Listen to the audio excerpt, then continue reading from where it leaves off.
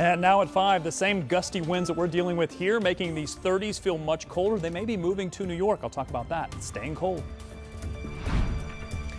And traveling for Thanksgiving. We're checking out the roads across central Indiana as people drive to their holiday destinations. And there's a new ad out against redistricting. I'm Emily Longnecker. Why the people in it might surprise you. Live from Indy, you're watching 13 News.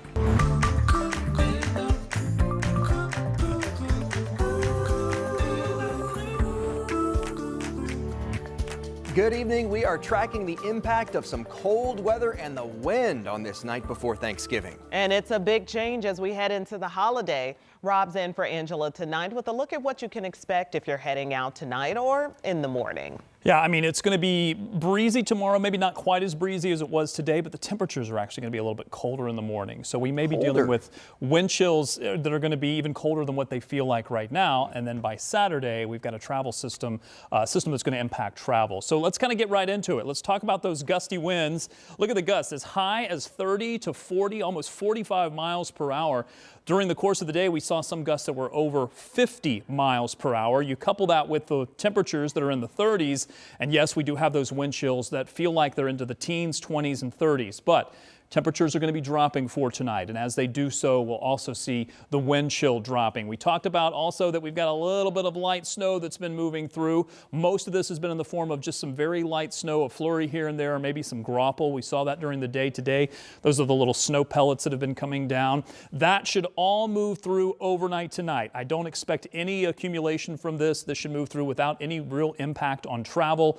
And then for the next couple of days, relatively quiet conditions. The gusts were as high as 50 miles per hour during the course of the day today in Indy. We had a 53 mile per hour gust in Frankfort. Those won't be quite as gusty for tomorrow, but when we're starting out with temperatures in the mid-20s, that chance of snow showers wrapping up, the wind chill will be really our biggest concern for tomorrow as we're looking at temperatures only making it up into the 30s and the wind chills to start the day maybe in the low teens. They'll improve as the day wears on, but expect that it is going to be a blustery day for Thanksgiving. Winds will calm down a bit more as we head into Black Friday. Circle of lights, I'll have that forecast. And if you're traveling on Saturday, pay attention to the forecast for Saturday. I'll have it for you coming up in just a few. I'll walk you through it hour by hour. All right, Rob, thanks so much. You can track all the weather changes on the Live Doppler 13 weather app. Just download it and then set up notifications so that we can keep you informed as you go about your holiday plans over the next couple of weeks. Happening right now, millions of people are on the road headed to their Thanksgiving destinations. And it looks like we have a look at the live look at the roads right now. And this looks to be a shot of Meridian, US 31 North there. As you can see, things all green, things moving in all directions, which is exactly what we love to see, especially at this busy intersection here.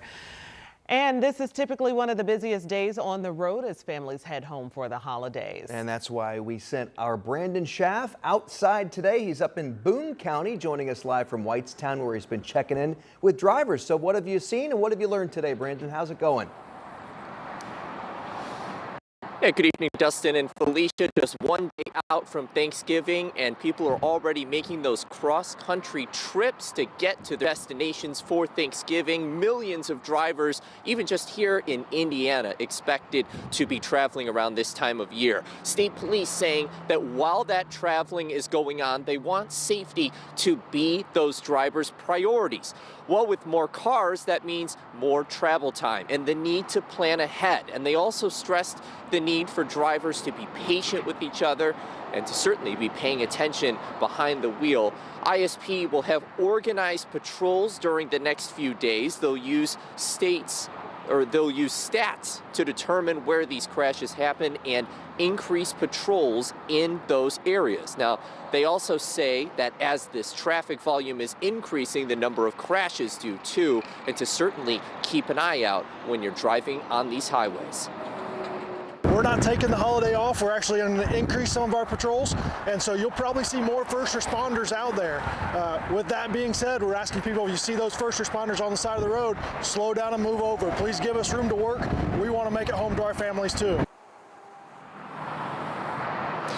And Perrine also said that this is typically a time when there are more drunk driving. There's a little bit more of an uptick in that, and so he certainly discourages that as well. INDOT saying that they will also do what they can to lift some construction restrictions on some smaller projects during the holiday to try to make it a little bit easier for drivers.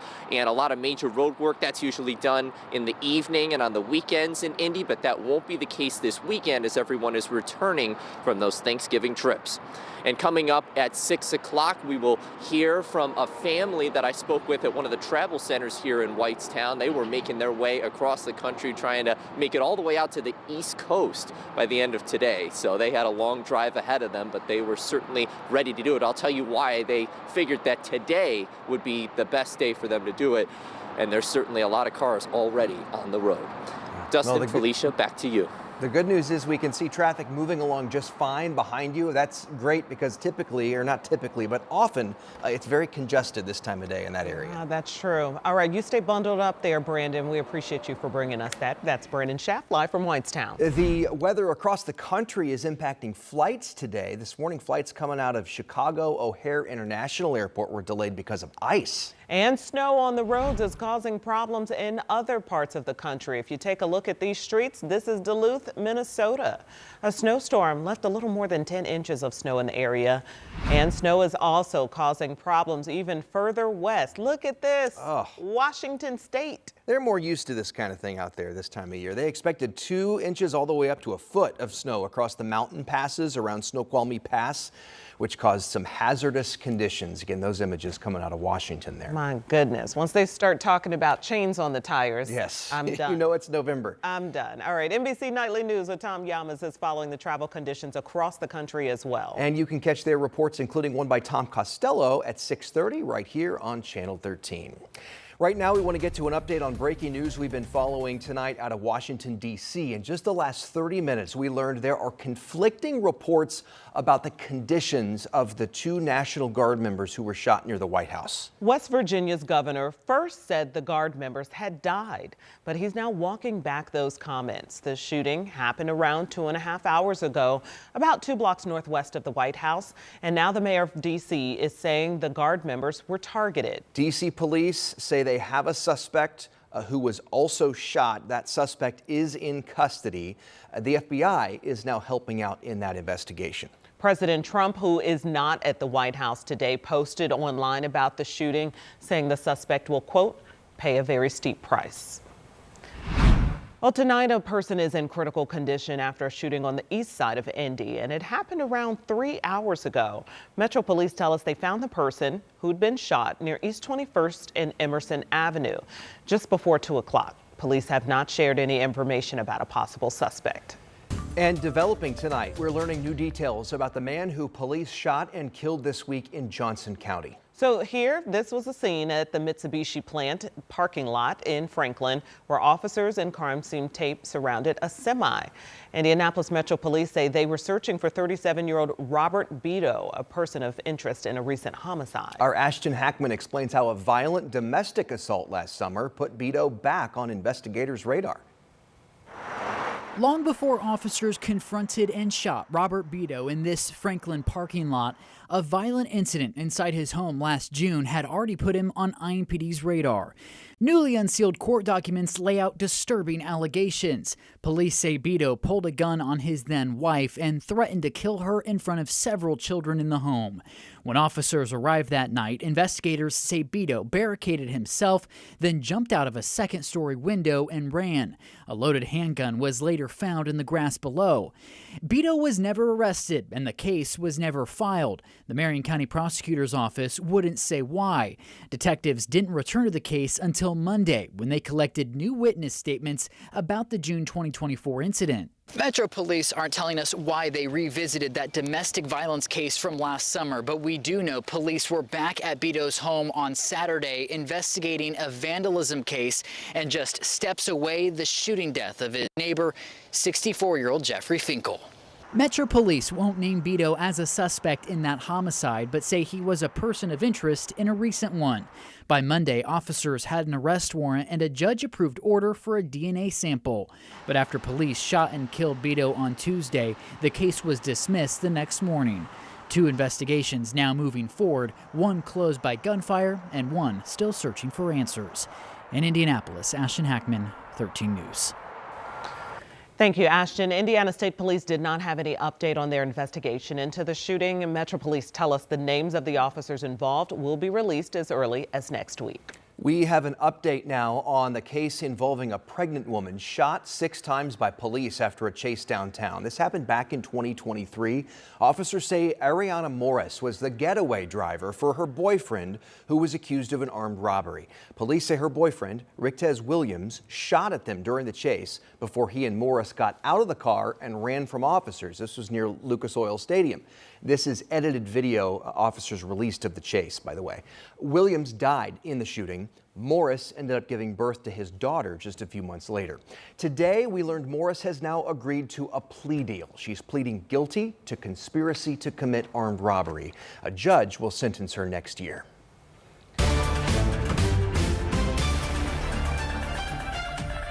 Tonight, a new 6-figure ad campaign is hitting the airwaves featuring Hoosiers speaking out against congressional redistricting. But it's not Democrats doing the talking. Our 13 News State House reporter Emily Longnecker is here to explain. What'd you find out, Em? Yeah, folks, the ad campaign is from Indiana Conservation Voters. They're a nonpartisan voting rights advocacy group, and they've spoken out against mid-cycle redistricting during this entire debate. This latest effort features Hoosiers who identify themselves as lifelong Republicans. I've been a Republican my whole life. I proudly voted for President Trump 3 times. I want Republicans to win. But mid-cycle redistricting isn't the right way to do it. It's a waste of taxpayer dollars. Ad is 30 seconds long and doesn't pull any punches when it comes to its message on redistricting. It comes out just a day after lawmakers in both the House and Senate announced they'll be back over the next 2 weeks as part of the 2026 regular session to consider redistricting. That way, there are a lot of Republicans who are standing strong against this. And I think that's the point, to, show support from your kind of average rank and file Hoosier Republican who actually votes in these elections, is saying, yeah, we stand with the Republicans who are against this. And, there's a lot of respect for the president out there. But on this issue, frankly, they kind of diverge from him on it.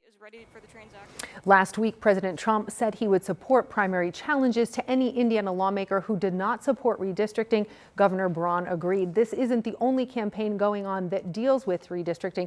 And coming up tonight at 6, we're going to show you some of the texts going out to Hoosiers. I know you've received them, Dustin, asking them to support redistricting. And you're going to hear from a political science expert who says just because lawmakers are now going back into regular session to consider this, it does not mean that mid-cycle redistricting is an automatic foregone conclusion. Yeah. I've been getting those text messages every day the last week. You sure have, because you've shared them with me. So, yep. All right.